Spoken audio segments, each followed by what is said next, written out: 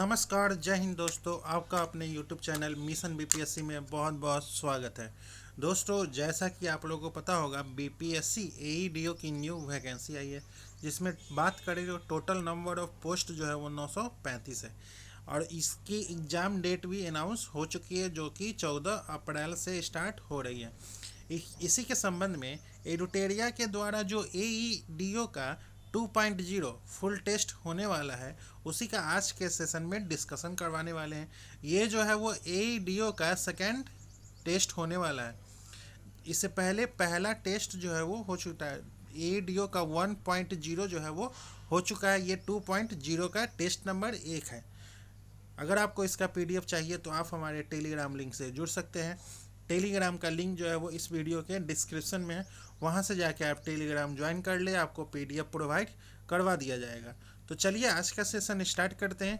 एडुटेरिया के द्वारा एईडीओ 2.0 full test number 1, ये जो है वो जनरल स्टडीज़ का क्वेश्चन है। आते हैं क्वेश्चन नंबर 1 पे। भारत में पूछ रहा है, भारत में भू आकारों की रचना के संबंध में निम्नलिखित कथनों पर विचार करना। पहला, संरचनात्मक दृष्टि से मेघालय पठार दक्कन पठार का ही विस्तारित भाग है। दूसरा जो है वो कश्मीर घाटी की रचना एक सम भिन्नति में हुई है। तीसरा जो है वो गंगा मैदान की रचना एक अग्र गर्त में हुई है। और चौथा जो पूछ रहा है, हिमालय की उत्पत्ति भारतीय प्लेट, यूरोपीय प्लेट और चीनी प्लेट के त्रिकोणीय अभिसरण के फलस्वरूप हुई है। उपरोक्त में से कौन सा कथन जो है वो सही है? तो इसका राइट आंसर है ऑप्शन नंबर 1। पहला, दूसरा और तीसरा जो है वो पहला, दूसरा और तीसरा कथन जो है वो सही है। हिमालय की उत्पत्ति, हिमालय की चौथा में जो पूछ रहा है, हिमालय की उत्पत्ति जो है वो मुख्य रूप से भारतीय प्लेट और यूरेशियन प्लेट के अभिसरण से हुई है, न कि चीनी प्लेट की। अब चलते हैं क्वेश्चन नंबर 2 पे। निम्न में से कौन सा कथन जो है वो सही नहीं है? पहला, भौमिकीय दृष्टि से प्रायद्वीपीय क्षेत्र भारत का सबसे प्राचीन भाग है। बी बोल रहा है, हिमालय विश्व में सबसे नवीन वलित फोल्डेड पर्वतों को प्रदर्शित करते हैं। सी बोल रहा है, भारत के पश्चिमी समुद्र तट का निर्माण नदियों की जमाव क्रिया द्वारा हुआ है। चौथा जो है वो भारत में गोंडवाना शिलाओं में कोयले का बृहत्तम भंडार है।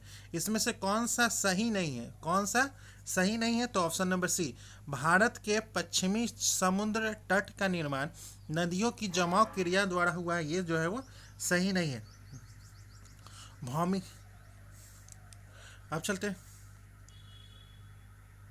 भारत के पश्चिमी समुद्र तट का निर्माण मुख्य रूप से भूगर्भिक हलचलों के कारण भूमि के जल मग्न होने से हुआ है, न कि नदियों की जमाव क्रिया द्वारा। यह एक जलमग्न तट रेखा है जो तीव्र ढलान के कारण यहाँ की नदियों डेल्टा नहीं बल्कि एस्चुरी बनाती है।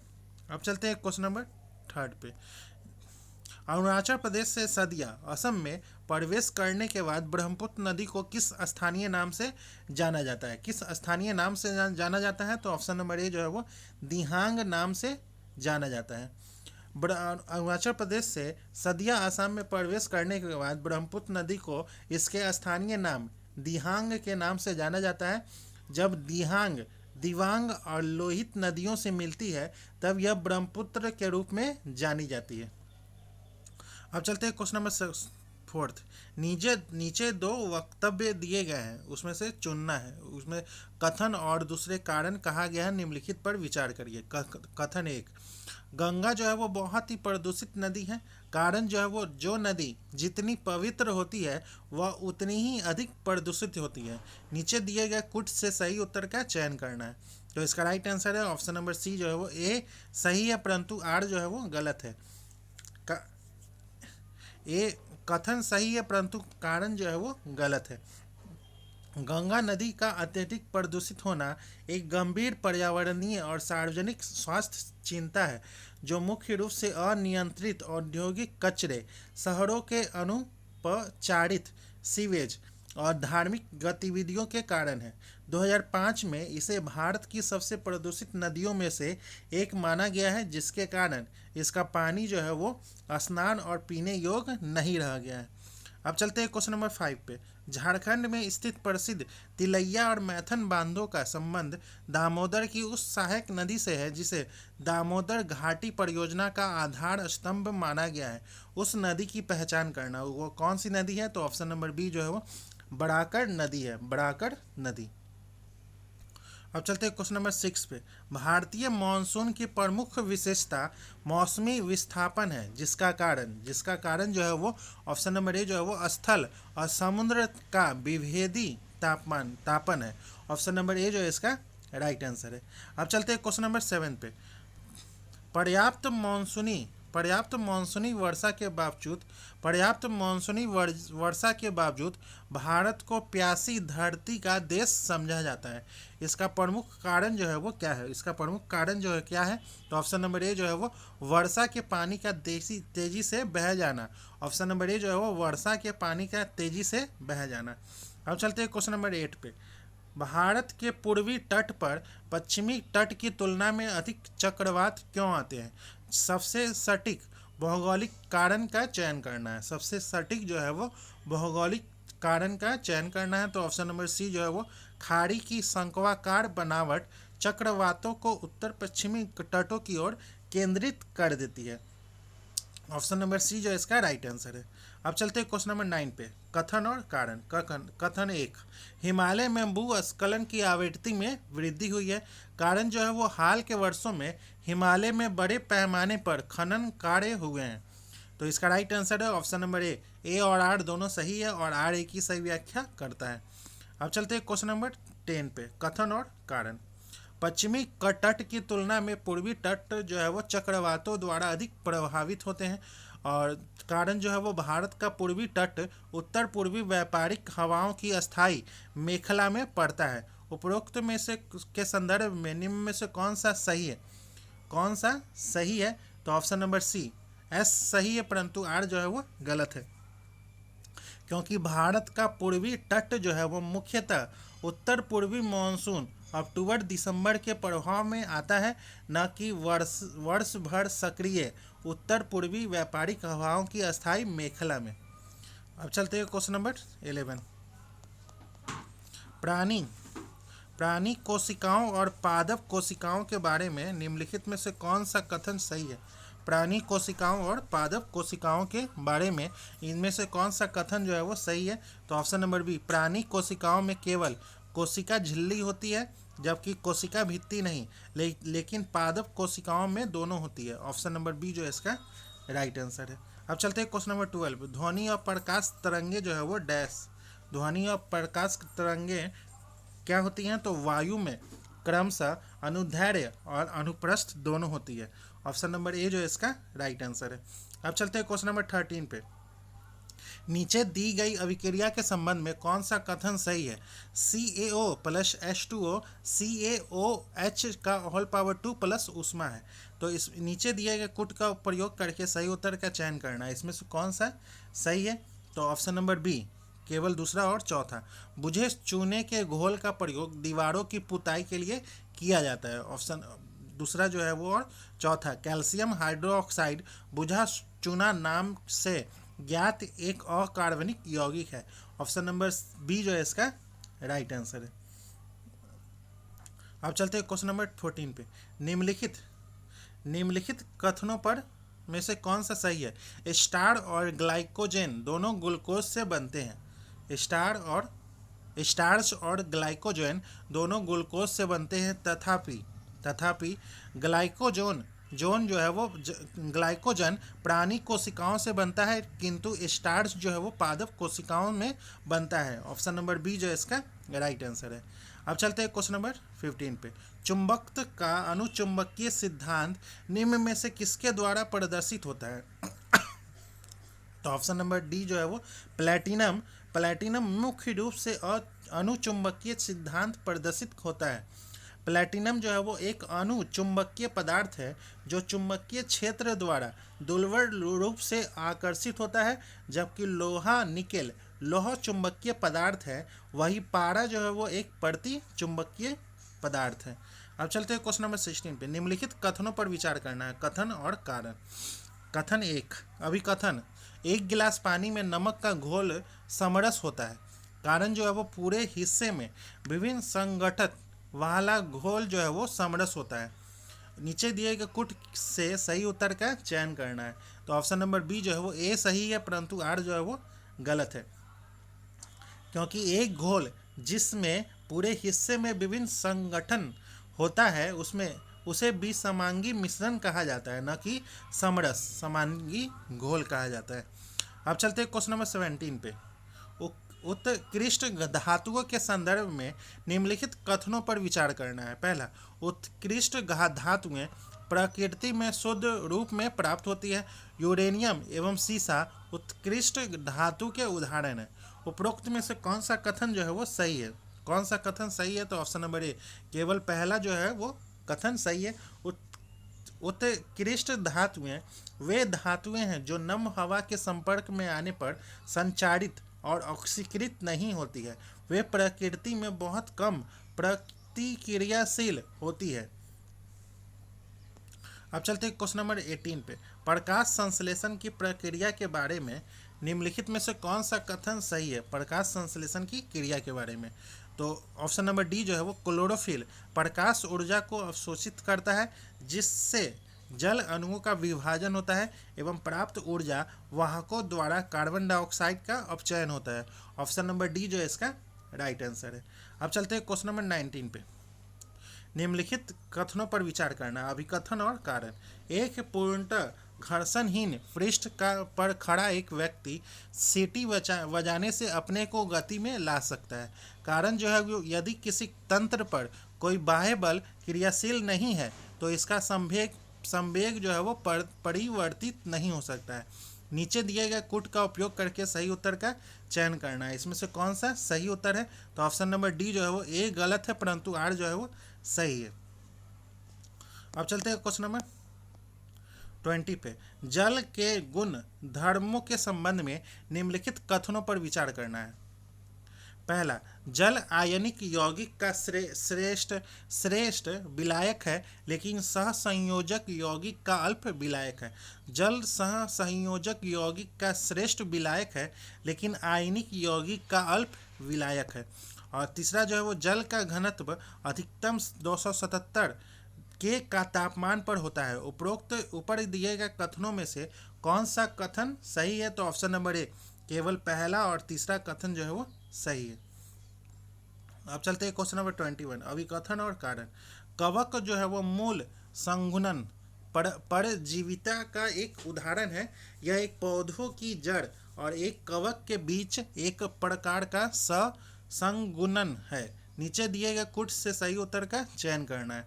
तो ऑप्शन नंबर डी जो है वो ए गलत है, परंतु आर जो है वो सही है।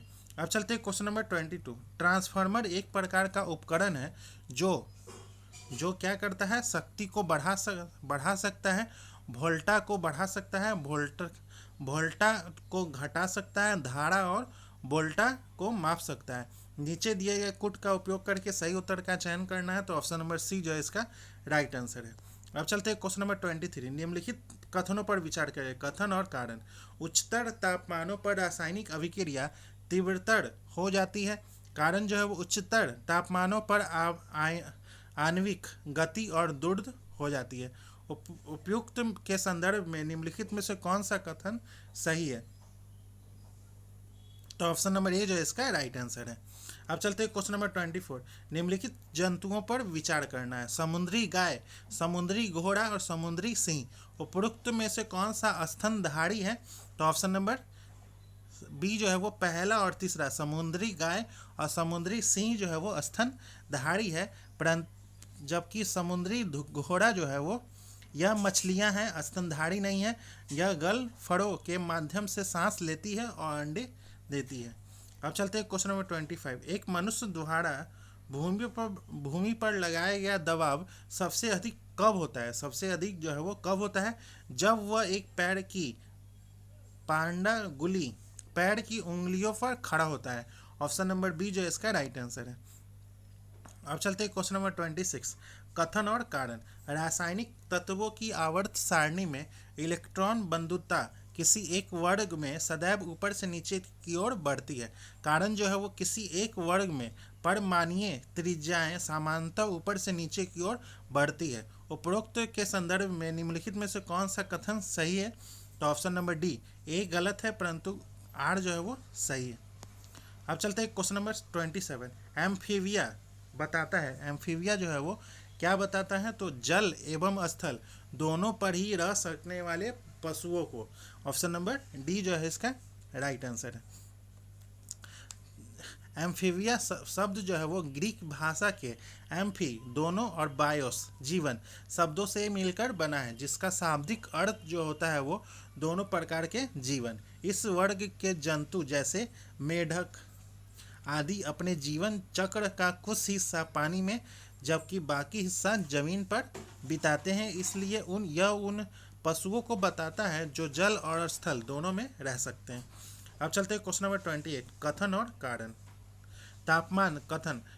तापमान में वृद्धि के साथ ग्लिसरीन की सांद्रता बढ़ जाती है। कारण जो है वो तापमान में वृद्धि अणुओं की गतिज ऊर्जा को बढ़ा देता है। उपरोक्त दो वक्तव्यों के संदर्भ में कौन सा कथन जो है वो सही है? तो ऑप्शन नंबर डी ए गलत है, परंतु आर जो है वो सही है।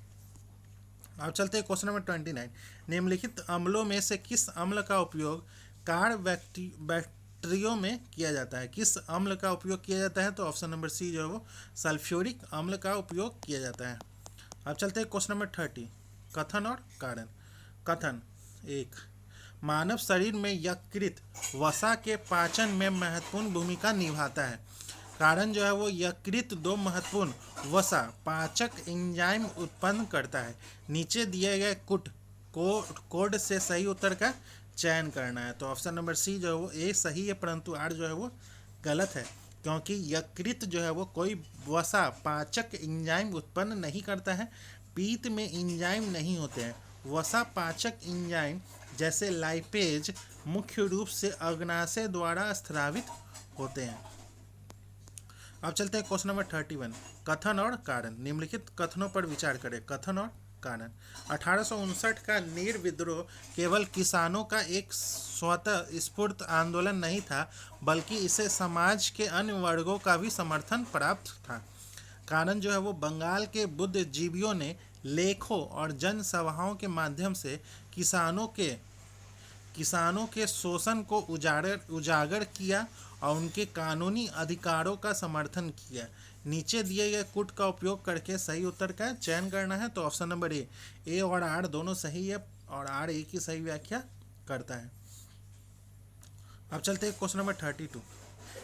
कैप्टन विलियम हॉकिंस के मुगल दरबार अभियान के संबंध में निम्नलिखित कथनों पर विचार करना। पहला, हॉकिंस हेक्टर नामक जहाज से सूरत के तट पर उतरा था। उसने सम्राट जहांगीर से तुर्की भाषा में संवाद किया, जिससे प्रभावित होकर उसे 400 का मनसब प्रदान किया गया था। तीसरा जो है उसे पुर्तगालियों के कड़े विरोध के बावजूद सूरत में अस्थायी फैक्ट्री खोलने का शाही फरमान तुरंत मिल गया। उपरोक्त में से कौन सा कथन सही है? तो ऑप्शन नंबर ए केवल पहला और दूसरा जो है वो कथन सही है। अब चलते हैं क्वेश्चन नंबर 33।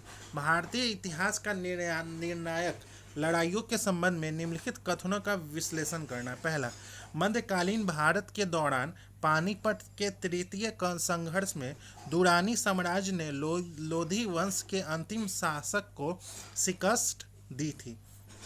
दूसरा जो है वो मैसूर के शेर कहे जाने वाले टीपू सुल्तान ने तृतीय आंग्ल मैसूर युद्ध में वीर गति प्राप्त की। तीसरा जो है वो बंगाल में ब्रिटिश सत्ता के उदय का मार्ग प्रशस्त करने वाली प्लासी की जंग में नवाब के सेनापति की विश्वासघात भूमिका ने इतिहास की दिशा बदल दी। इसका उपरोक्त में से कौन सा कथन असत्य है? कौन सा कथन असत्य है? तो ऑप्शन नंबर ए केवल पहला और दूसरा जो है वो असत्य है, क्योंकि पानीपत के तृतीय युद्ध में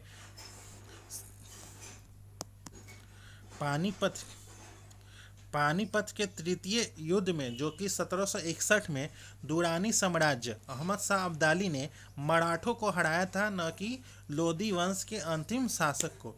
लोधी वंश का अंत जो है वो पानीपत के प्रथम युद्ध 1526 में हुआ था, जब बाबर ने इब्राहिम लोदी को हराया था। दूसरा जो है वो टीपू सुल्तान मैसूर का शेर था, लेकिन उसने चौथे आंग्ल मैसूर युद्ध 1799 में वीर गति प्राप्त की थी, न कि तीसरे में। तीसरे आंग्ल मैसूर युद्ध 1790-92 में वह घायल हुआ था, लेकिन अंततः मरा नहीं था। और तीसरा जो है वो बंगाल में पलासी की युद्ध लड़ाई 1757 में रॉबर्ट क्लाइव के नेतृत्व वाली ब्रिटिश सेना ने बंगाल के नवाब सिराजुद्दौला को हराया था। नवाब के सेनापति मीर जाफर के विश्वासघात ने इस लड़ाई के परिणाम को तय कर दिया था और बंगाल में ब्रिटिश सत्ता के प्रभुत्व की नींव रखी थी। अब चलते हैं क्वेश्चन नंबर 34।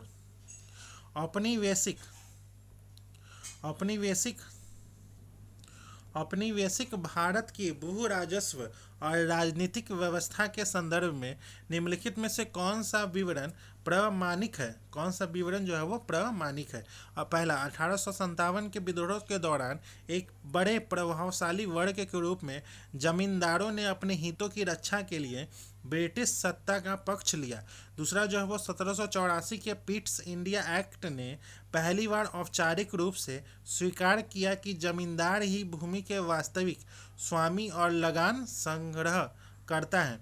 तीसरा जो है वो लॉर्ड कॉर्नवालिस द्वारा लागू इस्तेमारी बंदोबस्त अपनी प्रारंभिक अवस्था में एक 10 वर्षीय संविदात्मक योजना थी। इसमें से कौन सा सही है? तो ऑप्शन नंबर सी, केवल पहला और तीसरा जो है वो सही है।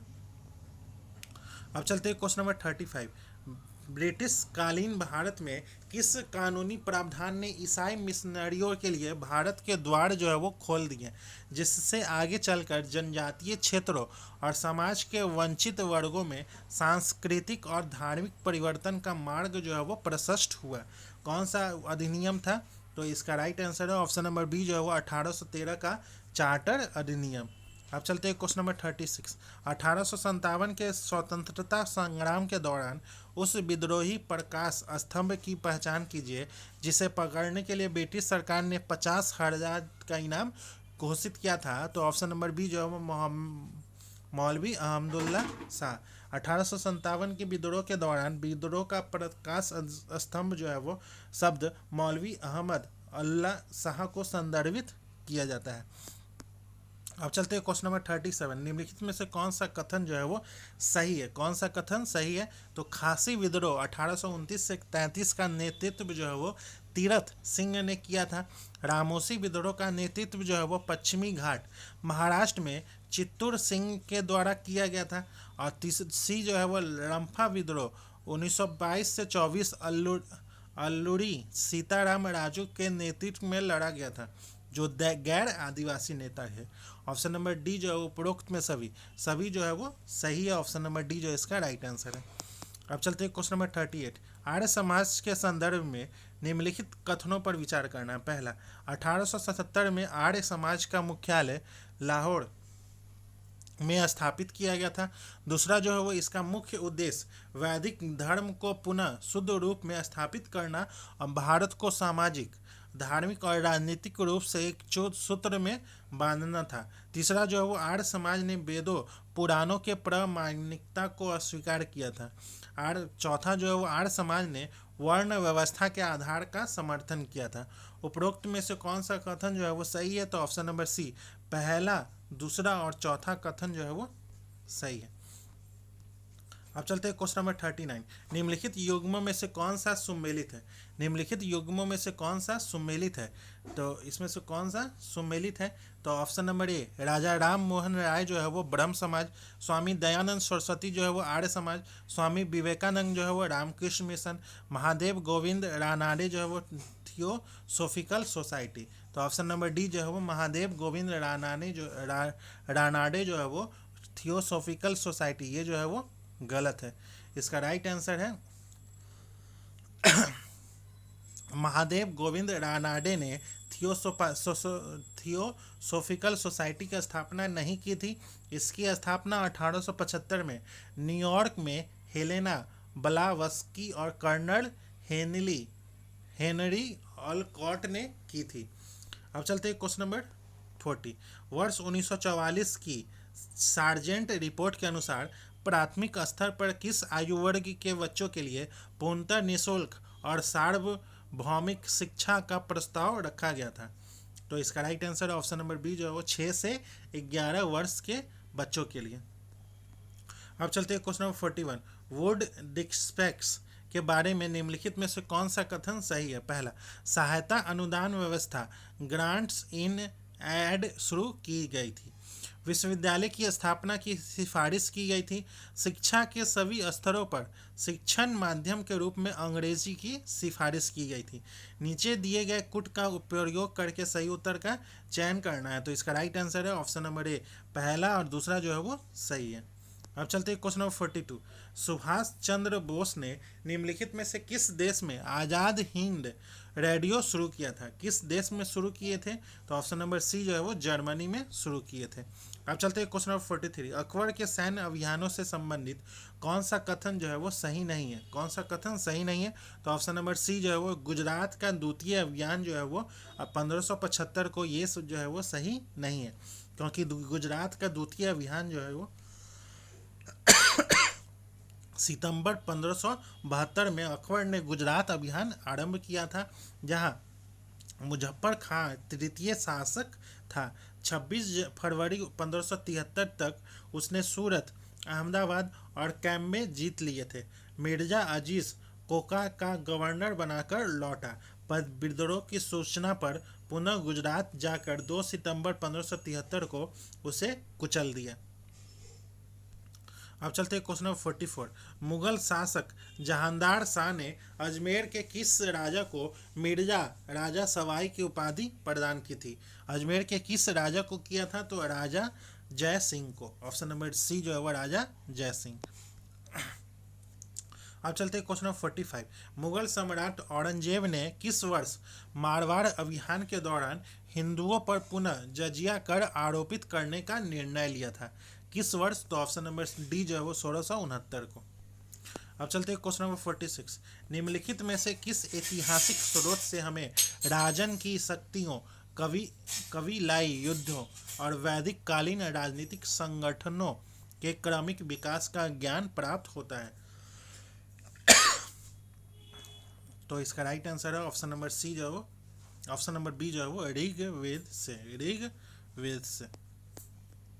अब चलते हैं क्वेश्चन नंबर 47। ऋग्वेदिक काल की राजनीतिक प्रणाली के संदर्भ में कौन सा कथन जो है वो सही है? तो पहला, ऋग्वेद मुख्य रूप से आर्यों के राजनीतिक इतिहास और उनके कबीलाई ढांचे को समझने का आधार है। इसमें वेदक सभा और समिति जैसे लोकतांत्रिक संस्थाओं का उल्लेख मिलता है। इनमें से कौन सा सही है? तो ऑप्शन नंबर सी जो है वो पहला और दूसरा दोनों सही है। अब चलते हैं क्वेश्चन नंबर 48। सूची 1 का सूची 2 से मिलान कराना है। उर्वरा जो है वो उपजाऊ भूमि को कहते हैं। और सीता जो है वो हल की बनी नालियाँ। अव्वल जो है वो कुआं को कहते हैं। उदुर जो है वो अनाज मापने वाला पात्र है। तो ऑप्शन नंबर सी जो है इसका राइट आंसर है। अब चलते हैं क्वेश्चन नंबर 49। आदि शंकराचार्य द्वारा स्थापित 4 मठ जो है वो कहाँ स्थित है? 4 मठ जो है वो कहाँ स्थित है? तो जोशी मठ, द्वारका, पौड़ी और सिंघेड़ी। ऑप्शन नंबर सी जो है इसका राइट आंसर है। अब चलते हैं क्वेश्चन नंबर 50। तारीख उल हिंद, जिसमें 11वीं शताब्दी के प्रारंभ के हिंदुओं के साहित्य, विज्ञान और धर्म का आंखों देखा सजीव वर्णन किया गया है, के लेखक जो थे वो कौन थे? तो ऑप्शन नंबर डी जो है वो अल बरूनी। अब चलते हैं क्वेश्चन नंबर 51। भारतीय संविधान में केंद्र और राज्यों के बीच शक्तियों के बंटवारे की व्यवस्था निम्नलिखित में से किस योजना में की गई है? किस योजना में की गई है? तो ऑप्शन नंबर सी जो है वो भारत सरकार अधिनियम 1935 में की गई है। अब चलते हैं क्वेश्चन नंबर 52। निम्नलिखित उद्देश्यों में से कौन सा एक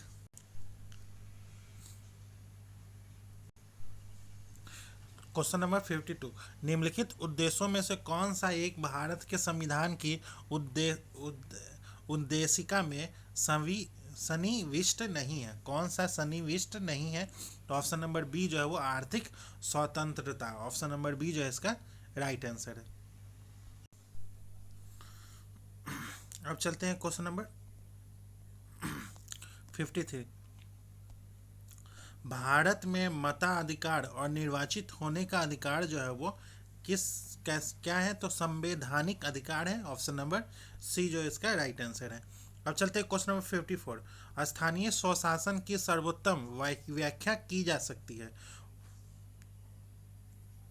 स्थानीय स्वशासन की सर्वोत्तम व्याख्या की जा सकती है, वह एक प्रयोग है, क्या प्रयोग है? तो लोकतांत्रिक विकेंद्रीकरण का, ऑप्शन नंबर बी जो इसका राइट आंसर है।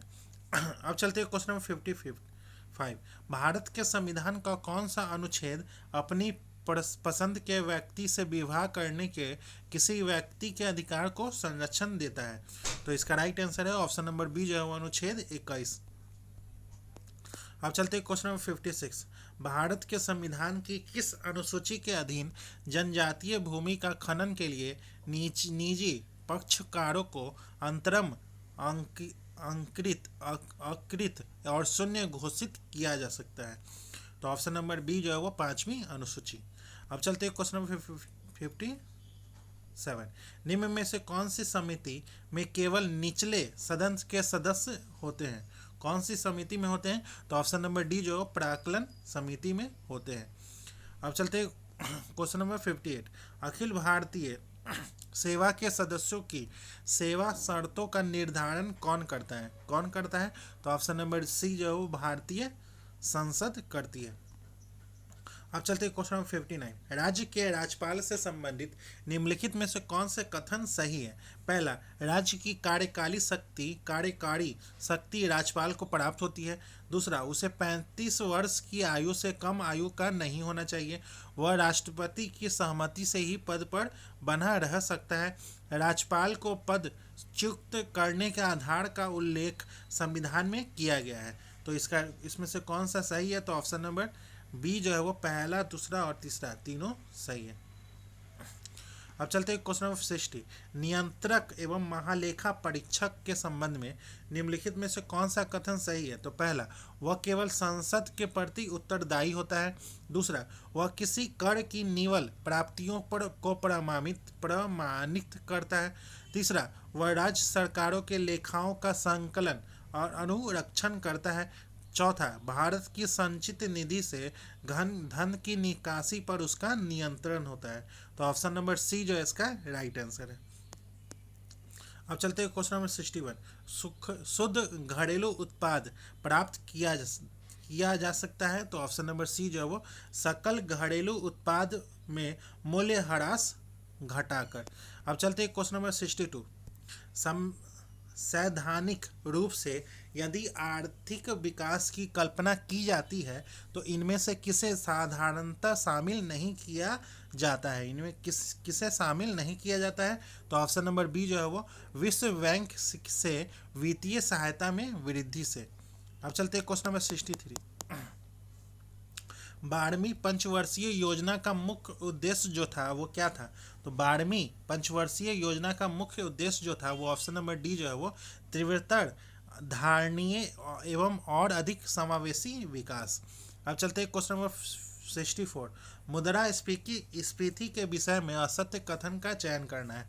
इसमें से कौन सा असत्य है? तो ऑप्शन नंबर बी जो है वो भारत में मुद्रास्फीति की दर की गणना थोक मूल्य सूचकांक के आधार पर की जाती है। ऑप्शन नंबर बी जो है असत्य है। अब चलते हैं क्वेश्चन नंबर 65, CRR में वृद्धि होने से अर्थव्यवस्था पर निम्नलिखित में से कौन से प्रभाव पड़ते हैं? तो ऑप्शन नंबर बी जो है वो बैंकों की ऋण देने की क्षमता में कमी आएगी। ऑप्शन नंबर बी जो इसका राइट आंसर है। अब चलते हैं क्वेश्चन नंबर 66, निम्न में से कौन सा राष्ट्रीय बागवानी मिशन का उद्देश्य नहीं है? राष्ट्रीय बागवानी मिशन का उद्देश्य नहीं है। तो ऑप्शन नंबर डी जो है वो मानव संसाधन विकास करना। अब चलते हैं क्वेश्चन नंबर 67। किसी कण को किस स्थिति में प्रतिगामी कहा जाएगा? प्रतिगामी जो है वो किस स्थिति में कहा जाएगा? तो ऑप्शन नंबर सी जो है वो अमीरों की तुलना में गरीबों पर अधिक भार। ऑप्शन नंबर सी जो है इसका राइट आंसर है। अब चलते हैं क्वेश्चन नंबर 68। प्रत्यक्ष कर की स्थिति में करापात और कराधन होता है, क्या होता है? तो एक ही व्यक्ति पे। ऑप्शन नंबर बी जो है वो एक ही व्यक्ति पे। अब चलते हैं क्वेश्चन नंबर 69। निम्नलिखित में से किस सड़क का निर्माण शेर शाह के द्वारा नहीं किया गया था? किस सड़क का निर्माण नहीं किया गया था? तो बंगाल से सिंध, आगरा से बुरहानपुर, आगरा से चित्तौड़, या उपयुक्त में से कोई नहीं। तो ऑप्शन नंबर डी जो है उपयुक्त में से कोई नहीं। शेर शाह सूरी शासनकाल जो था वो 1540 से 1545 था और को मध्यकालीन भारत का एक महान निर्माता माना जाता है। उन्होंने साम्राज्य की सुरक्षा और व्यापार को सुदृढ़ करने के लिए मुख्य रूप से 4 प्रमुख सड़कों का निर्माण कराया था। आगरा से बुरहानपुर, आगरा से चित्तौड़, पहला ग्रैंड ट्रंक रोड, और चौथा जो है वो बंगाल से सिंध। अब चलते हैं क्वेश्चन नंबर 4। Question number 70। अंग्रेजों के द्वारा पटना में अपनी पहली फैक्ट्री जो है वो कब स्थापित की थी? तो ऑप्शन नंबर बी जो है वो 1620 ईस्वी में। अब चलते हैं क्वेश्चन नंबर 71। बिहार के वह कौन से जिले हैं जिनमें 2001 और 2011 में ग्रामीण महिला साक्षरता दर जो है वो सबसे कम थी? कौन सा जिला है? तो ऑप्शन नंबर डी जो किशनगंज और सहरसा है। अब चलते हैं क्वेश्चन नंबर 72। कौन सा बौद्ध ग्रंथ गुप्तों के अधीन बिहार के राजनीतिक इतिहास पर प्रकाश डालता है? कौन सा है? तो ऑप्शन नंबर सी जो आर्य मंजू श्री मूल कल्प। अब चलते हैं क्वेश्चन नंबर 73। वैशाली में आयोजित द्वितीय बौद्ध संगीति की अध्यक्षता निम्नलिखित में से किसके द्वारा किया गया था? किसके द्वारा किया गया था? तो ऑप्शन नंबर सी जो है वो सबका सवा कामी। अब चलते हैं क्वेश्चन नंबर 74। 1857 की क्रांति में सर्वप्रथम विद्रोह जो है वो तत्कालीन बिहार के किन क्षेत्रों में देखा गया था? किन क्षेत्रों में देखा गया था? तो ऑप्शन नंबर ए जो है वो रोहिणी में देखा गया था। अब चलते हैं क्वेश्चन नंबर 75। अब चलते हैं क्वेश्चन नंबर 75। बिहार की भूगर्भीय संरचना के संदर्भ में निम्नलिखित कथनों पर विचार करना है। पहला, धारवाड़ क्रम की चट्टानों का निर्माण प्री कैम्ब्रियन युग में हुआ था। तृतीयक शैली का विस्तार चंपारण जिले में है। विंध्य क्रम की चट्टानों का विस्तार बिहार में नहीं है। बिहार के मैदानी क्षेत्रों में चतुर्थर्थ चट्टानें जो है वो पाई जाती है। उपरोक्त में से कौन सा कथन सही है? तो ऑप्शन नंबर सी जो है वो 1, 2, 3 तीनों कथन सही है। अब चलते हैं क्वेश्चन नंबर 76। निम्नलिखित में से कौन सी नदी उत्तर बिहार के मैदान में प्रवाहित नहीं होती है? उत्तर बिहार के मैदान में प्रवाहित नहीं होती है। तो ऑप्शन नंबर सी जो है वो पुनपुन नदी। अब चलते हैं क्वेश्चन नंबर 77। बिहार में तुर्क शासन का वास्तविक संस्थापक जो था वो कौन था? वास्तविक संस्थापक जो है वो कौन था? तो ऑप्शन नंबर बी जो है वो इब्न बख्तियार खिलजी था। अब चलते हैं क्वेश्चन नंबर 78। निम्नलिखित में से कौन सा गलत मिलान है? इनमें से कौन सा गलत मिलान है? तो काकोलथ जलप्रपात जो है वो नवादा में, मांजड़ कुंड जलप्रपात जो है वो रोहतास जिले में, न कि नालंदा में, और तूतला भवानी रोहतास में है। तेलहर कुंड जलप्रपात जो है वो कैमूर में है। तो ऑप्शन नंबर बी जो है वो गलत मिलान है। अब चलते हैं क्वेश्चन नंबर 79। बिहार की भौगोलिक संरचना चट्टानी प्रणालियों में से बनी है। चट्टानी प्रणालियों को उनके विवरण से मिलान करना है। धारवाड़ चट्टान जो है वो दक्षिण पूर्व बिहार जैसे मुंगेर, जमुई, नवादा, अवरक के निक्षेप पाए जाते हैं। विंध्यन चट्टाने जो है वो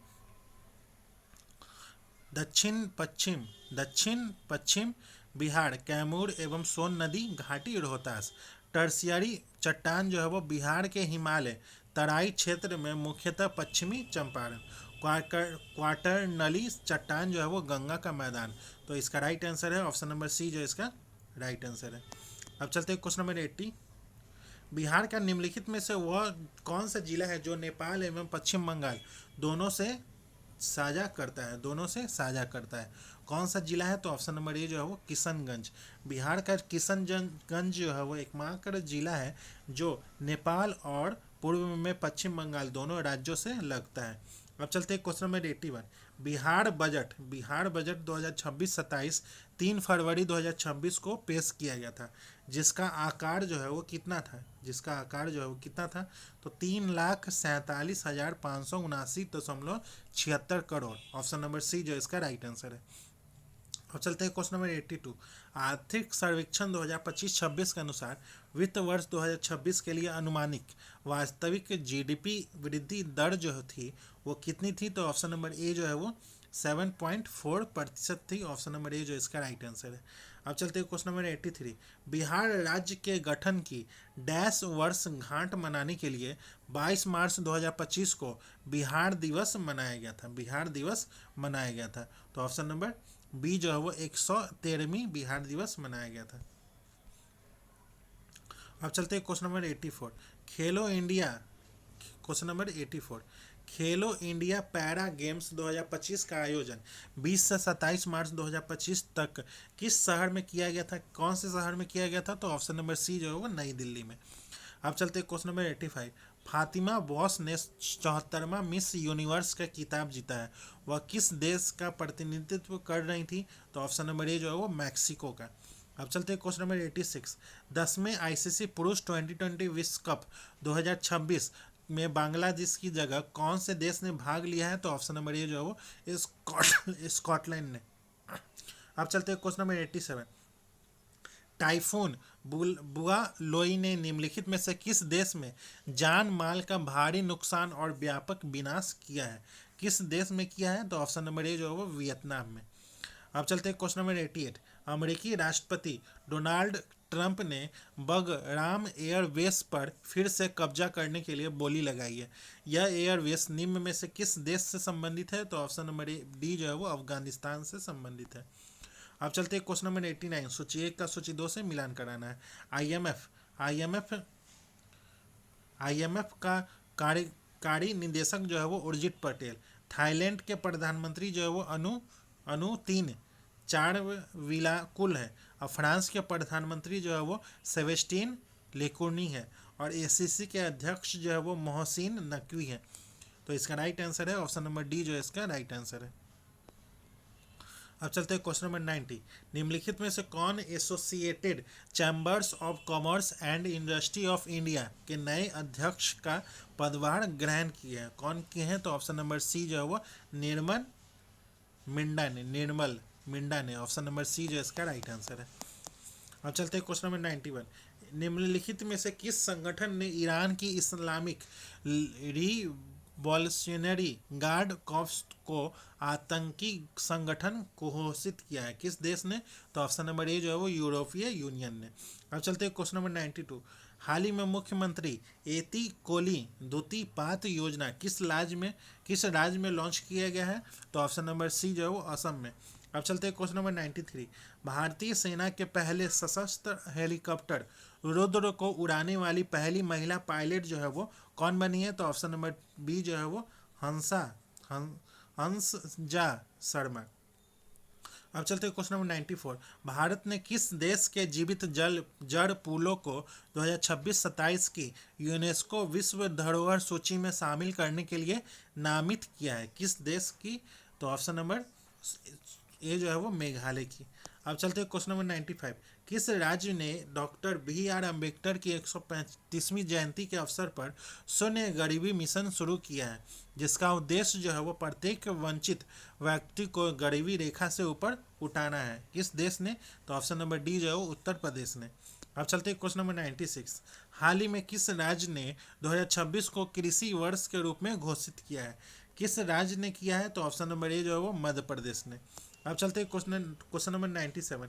70वें गणतंत्र दिवस 2026 परेड में किस राज्य की झांकी को सर्वश्रेष्ठ झांकी के रूप में चुना है? कौन से राज्य की झांकी को? तो ऑप्शन नंबर डी जो है वो महाराष्ट्र की झांकी को। अब चलते हैं क्वेश्चन नंबर 94। 98 भारत और यूरोपीय यूनियन के बीच फ्री ट्रेड एग्रीमेंट, जिसे मदर ऑफ ऑल डील्स कहा गया है, वो कब हुआ था? तो ऑप्शन नंबर ए जो है वो 27 जनवरी 2026 को हुआ था। अब चलते हैं क्वेश्चन नंबर 99।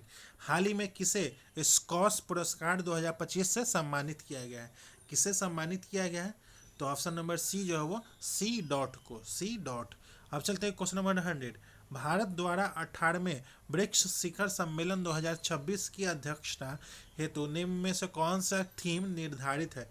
कौन सा थीम जो है वो निर्धारित है? तो ऑप्शन नंबर ए जो है वो लचीलापन, नवाचार, सहयोग और स्थिरता के लिए निर्माण। ऑप्शन नंबर डी जो है इसका राइट आंसर है।